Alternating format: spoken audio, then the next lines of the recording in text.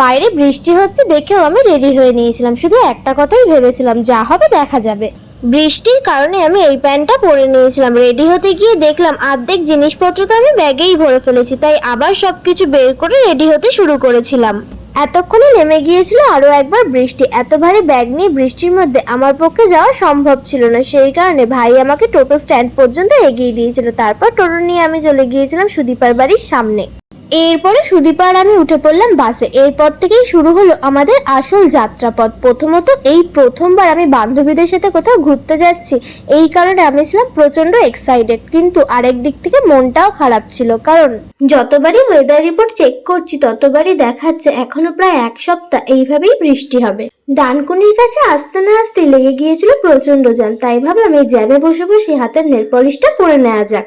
বাস থেকে নেমে আমরা দুজনে মিলে খেয়ে নিয়েছিলাম একটু চাউমিন, তারপর চলে গিয়েছিলাম এই ম্যাডামের বাড়িতে। আমরা যাওয়ার পরেই কিন্তু ম্যাডাম অফিস থেকে ফিরেছিল।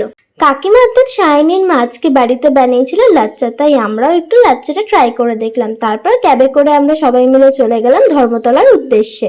ধর্মতলায় নামতে না নামতেই শুরু হয়েছিল ঝমঝমে বৃষ্টি। প্রথমত আমাদের টিকিট কাটা ছিল না, আমরা ঠিক করেছিলাম ধর্মতলাতে এসেই টিকিট কাটবো, কিন্তু এই বৃষ্টির মধ্যে সেটাই হয়ে গিয়েছিল সব থেকে বড় শাস্তি।